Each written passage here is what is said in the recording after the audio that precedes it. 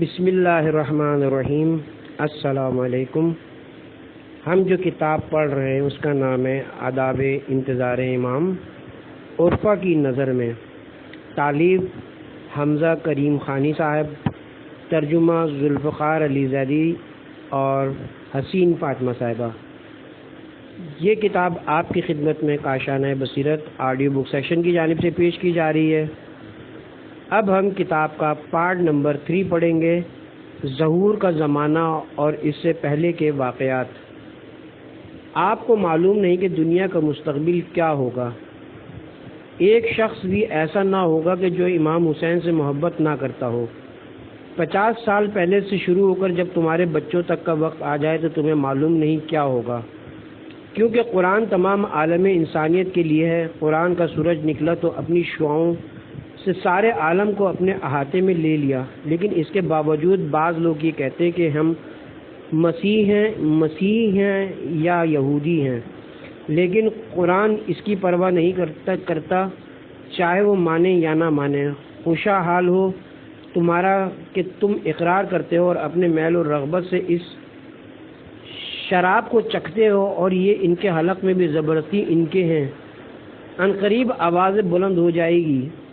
امام صادق علیہ السلام نے فرمایا، خداوند عالم اپنے ولی کی حکومت کو ایک ہی رات میں اصلاح کرے گا اور اس کے وسائل بھی اسی دن فراہم ہوں گے۔ روئے زمین phone, telex, radio, T V dish سے اچانک پاک ہو جائے گی۔ تمام مخلوق کے خدا تھک چکی ہوگی اور دن رات نجات اور اصلاح کے لیے دوڑ رہی ہوگی۔ صرف اس بنا پر جیسے ہی اعلان ہوگا لوگ فوراً قبول کر لیں گے۔ ظہور کے وقت تمام ادیان پر اسلام کا غلبہ۔ آیت اللہ بہجت کہتے ہیں کہ قرآن کریم کا ارشاد ہے کہ وہ ذات جس نے اپنی رسولوں کو دین حق اور ہدایت دے کر بھیجا تاکہ یہ تمام ادیان پر غالب آ جائیں، چاہے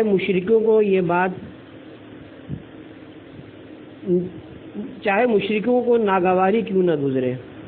سورہ توبہ آیت نمبر 33۔ لیکن ہم دیکھتے ہیں کہ ابھی تک اسلام کو دوسرے ادیان پر غلبہ حاصل نہیں ہوا، چاہے پیغمبر اکرم کا زمانہ ہو یا ان کے اولیاء کا زمانہ، اور ادیان الہی پر اسلام کے غلبے سے مراد استدلالی غلبہ بھی نہیں، کیونکہ پیغمبر اکرم صلی اللہ علیہ وسلم کے زمانے میں ایسا غلبہ موجود تھا۔ لہذا یہاں مراد غلبہ تشریعی نہیں بلکہ غلبہ تکوینی ہے۔ پس ایک ایسا زمانہ آنا چاہیے کہ دین اسلام تمام ادیان پر غلبہ تکوینی حاصل کرے، اور وہ زمانہ حضرت حجت کے ظہور کے بعد کا ہے۔ اصول کافی جلد نمبر 1 صفحہ نمبر 432، بیار الانوار جلد نمبر 23 صفحہ نمبر 318۔ اس آیت شریفہ سے بھی اسی طرح پتہ چلتا ہے کہ حضرت کے مخالفین مشرک ہیں، کیونکہ آیت کے آخر میں کہا گیا وَلَوْ كَرِهَ الْمُشْرِكُونَ، در محضر بہجت صفحہ نمبر 1756۔ امام زمانہ کے شیعوں کا مقام و مرتبہ۔ گل احمد تہرانی کہتے ہیں کہ حضرت سید الشہداء امام حسین علیہ السلام نے امام زمانہ کے شیعوں کے مقام و مرتبہ کے بارے میں فرمایا کہ وہ میرے اصحاب ہیں، اور رسول اکرم صلی اللہ علیہ وسلم نے بھی فرمایا کہ وہ میرے بھائی ہیں۔ حقیقت میں امام زمانہ کے 313 ساتھی گویا ایک فرد کی طرح ہیں، ان کے دل ایک ہیں اور ان کے قلوب حضرت ولی عصر کا آئینہ بن چکے ہیں، لیکن ظاہری طور پر طویل زمانے اور مختلف علاقوں کی وجہ متعدد ہیں۔ ظہور کے قریب بزرگوں کی خوشخبری۔ آیت اللہ بہجت کہتے ہیں کہ ہم ابھی تک صرف جوانوں کو خوشخبری دیتے تھے کہ وہ حضرت بقیت اللہ کے ظہور کے وقت کو پائیں گے، لیکن آج ہم بزرگوں کو بھی یہ خوشخبری دیتے ہیں کہ وہ ظہور کے وقت کو دیکھیں گے۔ ظہور کے وقت خرید و فروخت ختم ہو جائے گی۔ حاج اسماعیل دولابی کہتے ہیں کہ جب امام زمانہ علیہ السلام تشریف لائیں گے تو خرید و فروخت کے معاملات کم ہو جائیں گے، لوگ ایک دوسرے کے دوست بن جائیں گے اور ایثار سے کام لیں گے۔ سب دیکھیں گے کہ دسترخوان ایک ہے جو لوگوں کو زندگی دینے والا ہے، تمام کی نورانیت ایک ہی جگہ ہے، تمام ارواح ایک ہے۔ اس وقت خرید و فروخت اور میرا تمہارا مسئلہ ختم ہو جائے گا، تمام آسودہ ہوں گے اور ہر چیز درست ہو جائے گی۔ جمال الہی کا ظہور۔ حاج اسماعیل دولابی کہتے ہیں جب آخری زمانہ آئے گا تو تمام انبیاء اولیاء حضرت کے ساتھ آئیں گے اور وہ بھی ان کے ساتھ ہوں گے. جو لوگ امام زمانہ کے طلبگار تھے وہ بھی زندہ کیے جائیں گے، یا وہ لوگ بھی جو ابھی تک خواب غفلت میں تھے ان کو بیدار کیا جائے گا، اور وہ ان حضرت سے ملاقات کریں گے، اور اسی کا نام رجت ہے. پہلے ظہور ہوگا پھر رجت ہوگی. ظہور یہ ہے کہ انشاءاللہ جمال الہی اور جمال اولیاء الہی کو تم اپنے دل میں محسوس کرو گے، یہی تمہارے لیے ظہور ہے. امت کا ظہور آیت اللہ الہی کہتے ہیں، ایک فرد کے دیکھنے کو ظہور انفرادی کہتے ہیں، لیکن اجتماعی ظہور کے لیے کچھ شرائط ہیں، اور یہ ظہور اس وقت ہوتا ہے جب ایک امت ظہور پیدا کرے. ہمارے 11 امام شہید ہو گئے، اس لیے 12ویں کو نہیں آنا چاہیے کہ وہ آئے اور قتل ہو جائے، یہ ہمیں پسند نہیں. امت کو چاہیے کہ وہ ظہور کے لیے میدان زمینہ فراہم کرے اور بعد میں امام ظاہر ہوں اور ان کی رہبری کریں. دلوں اور افکار کی اصلاح آیت اللہ الہی کہتے ہیں جیسے کہ دنیا آج ظلم و ستم سے پر ہے، اسی کیفیت کے ساتھ عدل و انصاف سے پر ہوگی. البتہ اس عدالت کو کنٹرول کرنا اور اسے چلانا ہماری طرف سے نہیں ہوگا. ہم تو ایک بند گلی میں پہنچ چکے ہوں گے جہاں حضرت بقیت اللہ کو کسی جنگ و جدل اور طبل جنگ کے اعلان کی ضرورت نہیں پڑے گی. طبل جنگ تو پہلے ہی بجایا گیا ہے اور ہم بھی بجائیں گے. وہ آئیں گے اور رہبری کریں گے. ایسا نہیں ہوگا کہ ہم توپ خانہ لے کر بیٹھے ہوں، وہ ہم پر بمباری کریں اور ہم پر غلبہ پائیں. دنیا کو خاک و خون میں نہلا دیں. ہمیں ان کے دماغ سے سروکار ہے. جو اس اسلحے کو خرچ کرتے ہیں ہمیں اس بمبار جہاز سے کوئی سروکار نہیں جو ایٹم بم گراتا ہے، بلکہ ہمیں تو اس بمبار جہاز کے پائلٹ کے دماغ سے سروکار ہے. امت کو تیار رہنا چاہیے. آیت اللہ الہی کہتے ہیں انفرادی ظہور اجتماعی ظہور کا میدان فراہم کرتا ہے، ورنہ اگر امت آمادہ نہ ہو اور وہ آئیں تو وہی مصائب ان کے لیے بھی پیدا ہوں گے جو 11 ائمہ معصومین پر گزرے. عصر ظہور عصر فطرت ہے. حاج اسماعیل دولابی کہتے ہیں کہ آخر الزمان کے لفظ فطرت کے لیے کہا جاتا ہے. جب زمانے کی ابتدا ہوئی تو بھی فطرت تھی. ہمارے امام غائب ہیں یعنی ہماری فطرت غائب ہے. بنیادی طور پر یہ دونوں یعنی اول الزمان اور آخر الزمان ہم جنس بھی ہیں اور ایک دوسرے کے لیے نزدیک بھی ہیں، اور جو کچھ بھی ہے اسی کے نور اور تینیت سے ہے، اور تینیت اور فطرت ایک ہی چیز ہے.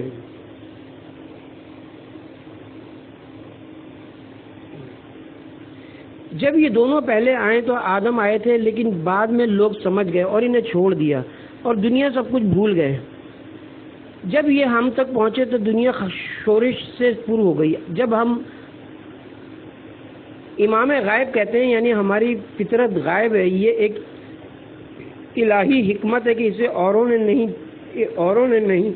نہیں دیکھا، کیونکہ لوگوں نے دنیا میں مشغول ہو کر اپنی فطرت کو ترک کر دیا. نہیں دیکھتے ہو کہ ہم ہائے وائے کرتے ہیں، لیکن اگر ہم فطرت میں ہوتے تو ہمیں پتہ ہی نہیں چلتا کہ یہ ہائے وائے کیا ہے. فطرت میں سکون سے رہ رہے ہوتے اور عصمت کے نور میں زندگی گزار رہے ہوتے، لیکن ہم فطرت سے باہر نکل کر ہاتھ پاؤں مار رہے ہیں اور ایک شخص کی تلاش میں گھوم رہے ہیں. ہمارے مولا بھی غائب ہو گئے. ہم سب نے کہا کہ وہ غائب ہیں اور ان کی اس غیبت پر ہمیں کوئی شک نہیں. جس وقت وہ آخری زمان میں ظہور فرمائیں گے تو لوگوں کی فطرت بھی جاگ جائے گی. تمام فیصلے باطنی اعتبار سے ہوں گے نہ کہ ظاہری.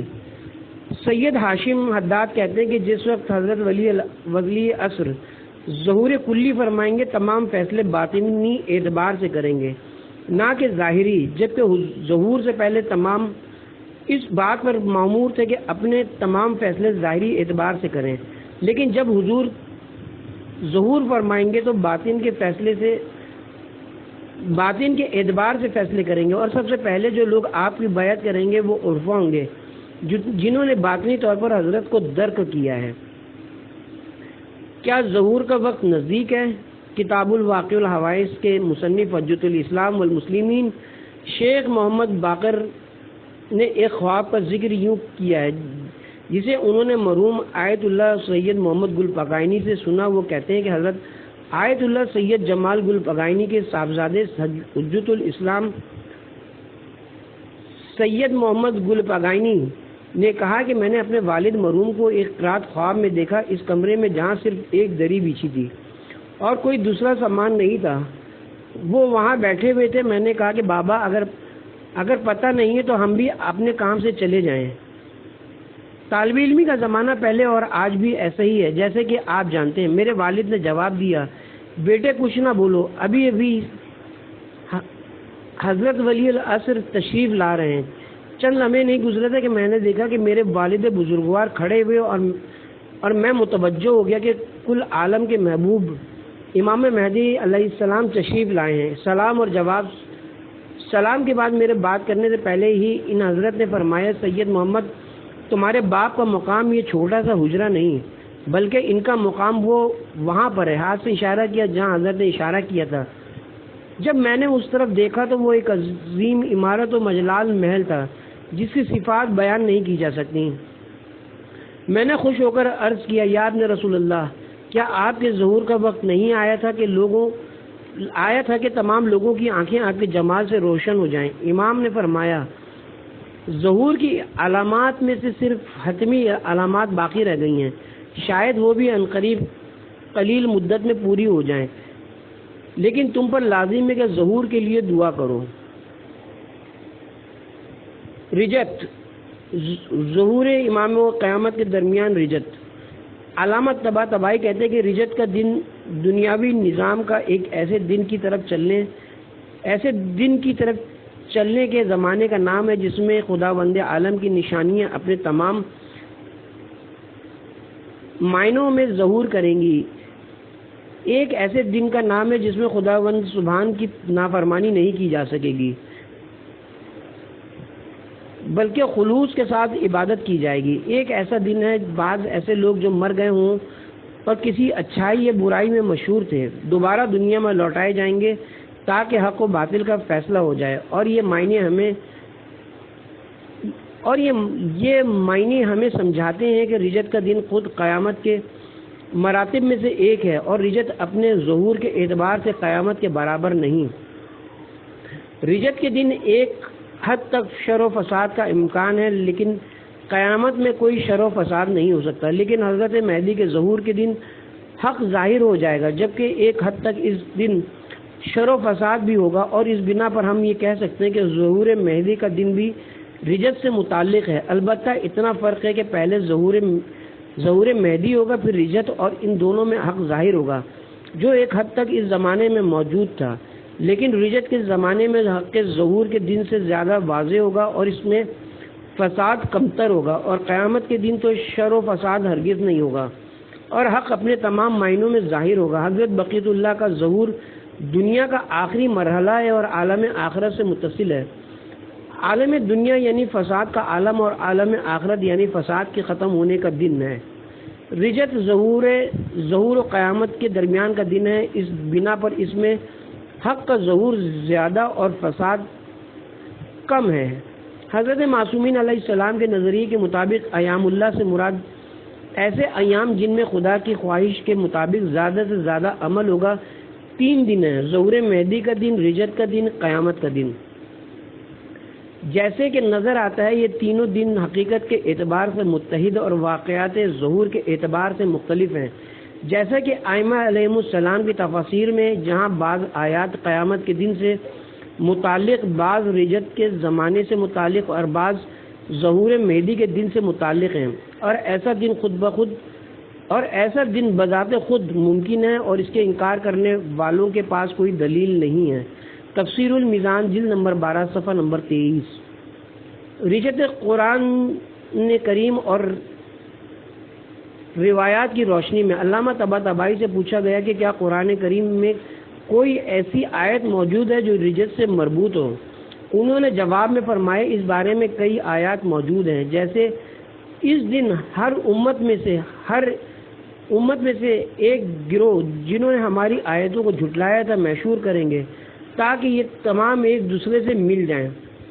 اس آیت شریفہ سے مراد قیامت تک نہیں، کیونکہ کیونکہ کلمہ من تبیزہ استعمال ہوا ہے، یعنی ہر امت میں سے ایک گروہ مشہور کریں گے، جبکہ قرآن کریم روز قیامت کے بارے میں فرماتا ہے سب کو مشہور کریں گے اور کسی ایک کو بھی نہیں چھوڑیں گے۔ سورہ کہف آیت نمبر 47۔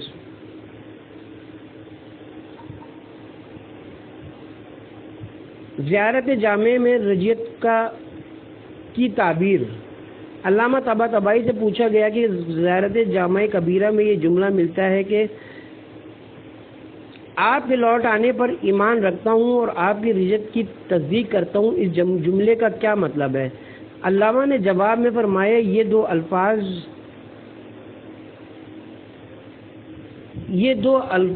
ہیں اور رجعت ایک ہی چیز ہے، اور اس سے مراد وہی رجعت ہے جس میں سب سے پہلے امام حسین اور بعد میں حضرت امیر المومنین اور بعد میں رسول اکرم صلی اللہ علیہ وسلم اور ان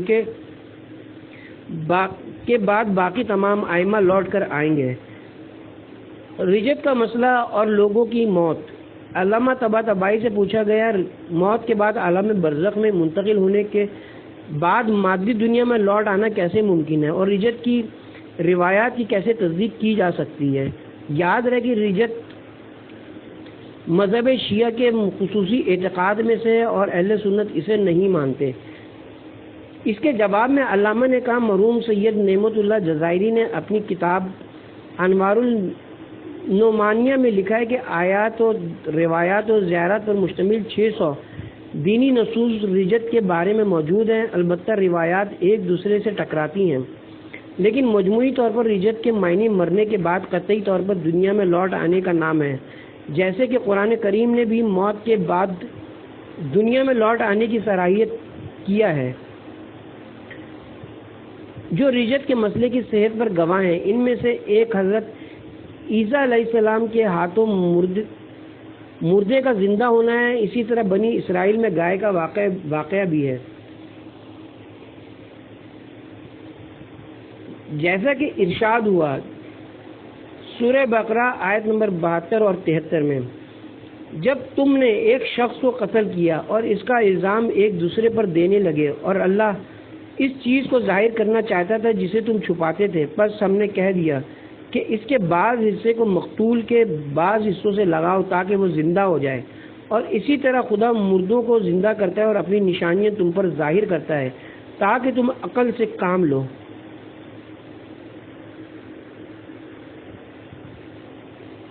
ذبح کی گئی گائے کی یہاں پر فقلنا اضرب تو بے بازہا سے مراد ذبح کی گئی گائے کی دم ہے۔ نیز ایک اور واقعے میں بیان کیا گیا سورہ بقرہ آیت نمبر 243۔ ترجمہ کیا تم نے ان لوگوں کو دیکھا جو موت کے خوف سے گھروں سے نکلے تھے جن کی تعداد ہزاروں میں تھی، پس اللہ نے ان سے کہا کہ مر جاؤ، پھر ان کو زندہ کیا۔ اسی طرح حضرت عزیر کے واقعے میں ارشاد ہوتا ہے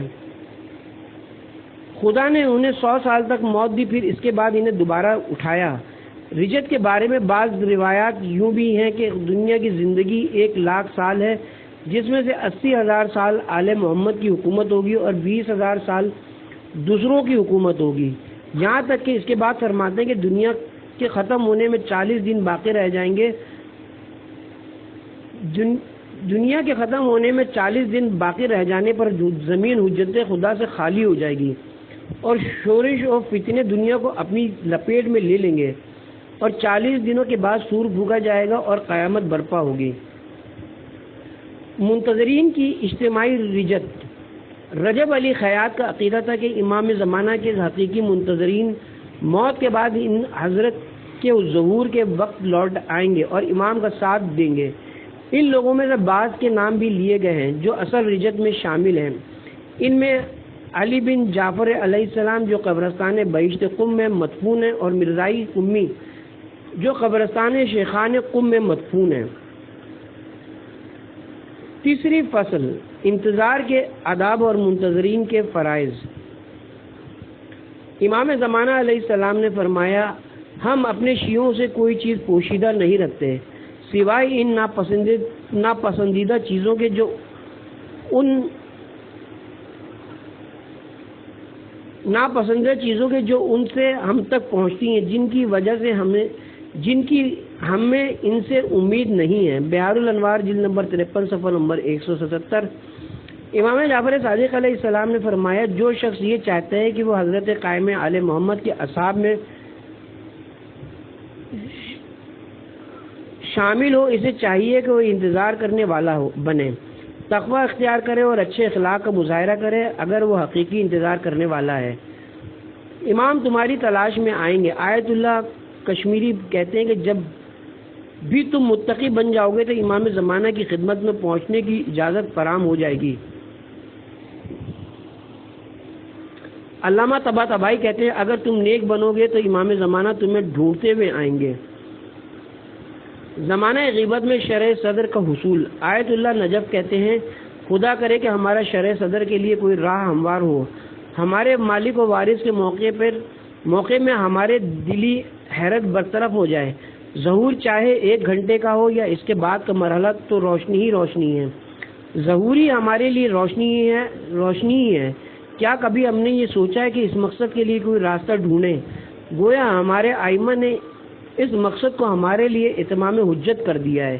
اسی لیے فرمایا کہ ظہور حجت کے لیے زیادہ سے زیادہ دعا کرو، لیکن یہ دعا صرف زبانی نہ ہو، اور یہ بھی فرمایا کہ تم سب سے پہلے ولی امر سے وابستگی اختیار کرو، یعنی نئے پیش آنے والے واقعات میں اسی طرح عمل کرو جیسے پہلے کیا ہے۔ ہمارے ائمہ نے ہمیں سکھایا کہ ہم یقینی باتوں پر عمل کریں اور جہاں یقین پیدا نہ ہو وہاں وقوف اختیار کریں۔ امام زمانہ کے ساتھ ہم نشینی۔ آیت اللہ کشمیری کہتے ہیں کہ ہر روز 1 گھنٹے کے لیے حضرت کی یاد میں گوشہ نشینی اختیار کریں، حضرت کی طرف متوجہ ہو کر زیارت آل یاسین پڑھیں یا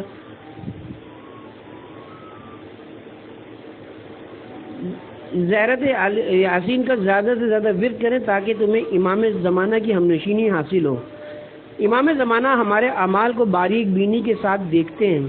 آیت اللہ بہجت کہتے ہیں کیا ہمیں اس بات کی طرف متوجہ نہیں ہونا چاہیے کہ ہمارا سرپرست بھی ہے جو ہمارے تمام حالات کو دیکھنے والا ہے؟ افسوس ہو ہماری حالت پر اگر ہم اپنے کاموں میں انہیں دیکھنے والا نہیں سمجھتے اور ان کے ہر جگہ موجود ہونے کو نہ جان لیں اور انہیں ہر جگہ حاضر و ناظر نہ جان لیں۔ کسی شخص کے وہ گناہ جسے اس نے خلوت میں انجام دیے ہوں اور وہ معاشرے سے مربوط بھی نہ ہو تو وہ جہنم کا مستحق ہو جاتا ہے، سوائے اس کے کہ گناہ کی حالت کی مناسبت سے توبہ کر لے۔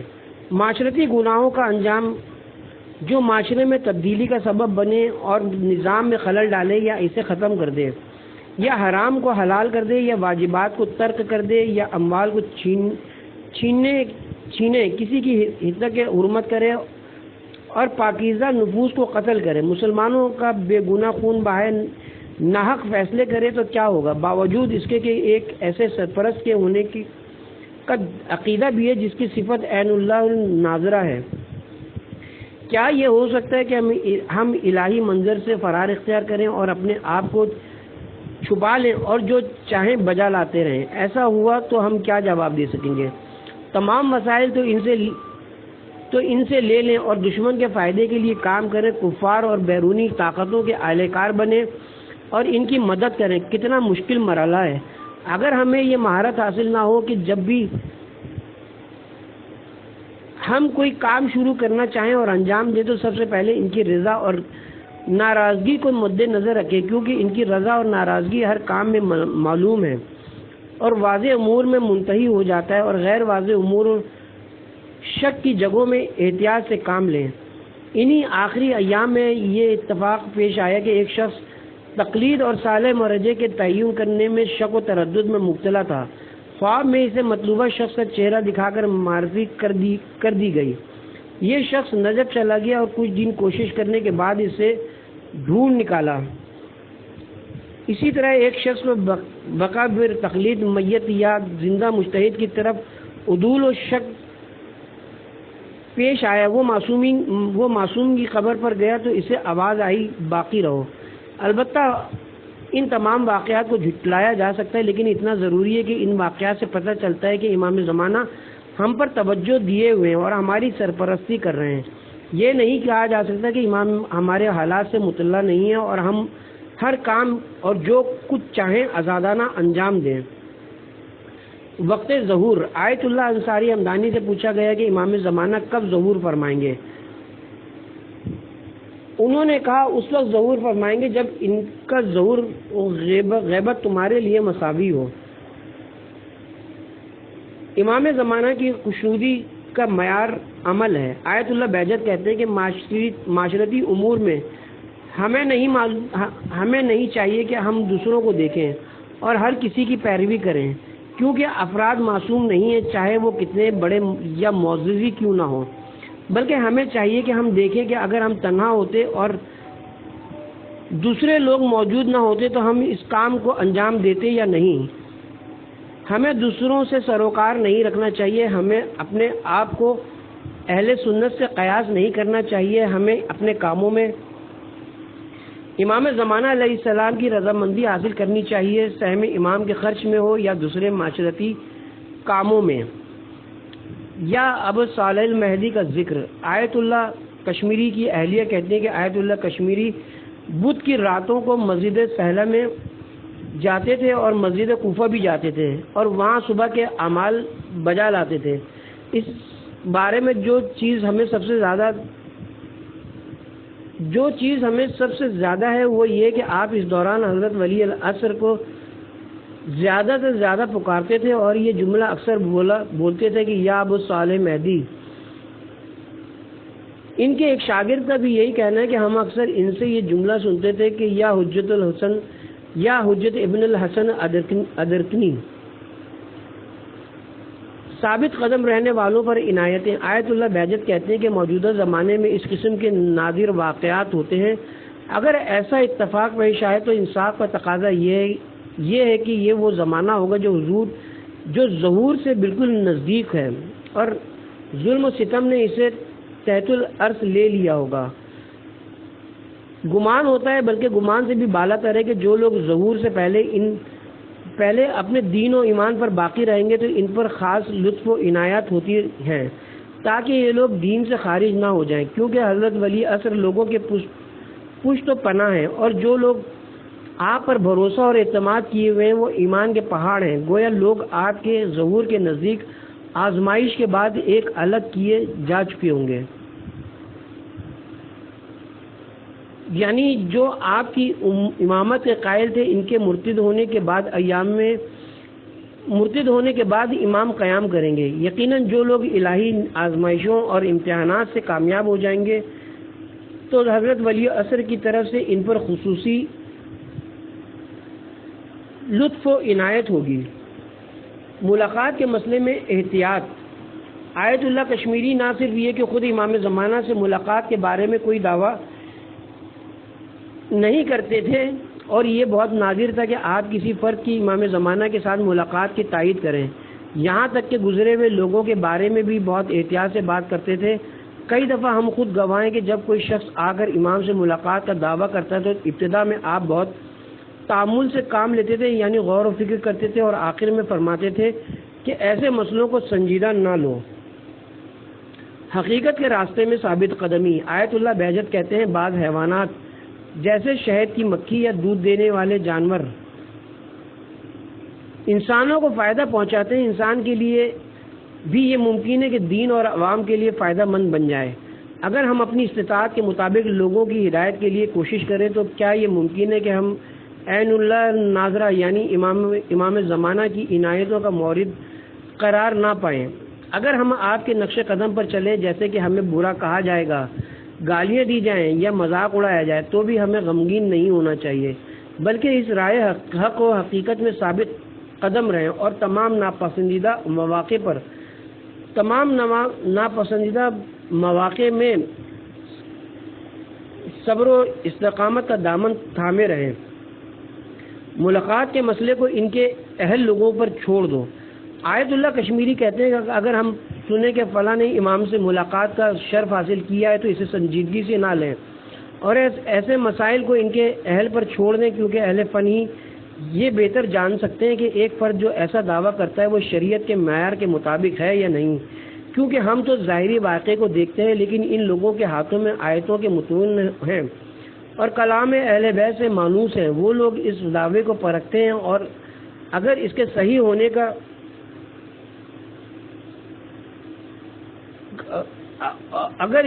ہونے کا یقین کرتے ہیں تو تائید کرتے ہیں، ورنہ ایسے مسائل کی صراحیت کے ساتھ تردید کرتے ہیں۔ امام زمانہ الہی راز ہیں۔ آیت اللہ کشمیری کا یہ عقیدہ تھا کہ امام زمانہ الہی راز ہیں اور ان سے ملاقات بھی ایک راز ہی ہے۔ اگر کوئی ملاقات کا دعویٰ کرے تو اس طرح گویا اس نے اس راز کو ختم کر دیا۔ یہ اشارہ بھی ان کی باتوں میں اکثر ملتا تھا کہ امام زمانہ علیہ السلام کے ساتھ ملاقات ایک انسان کے لیے ایک ہی حالت اور ایک ہدیہ ہے، اور اس کا دعویٰ کرنا اس کو ختم کر دیتا ہے۔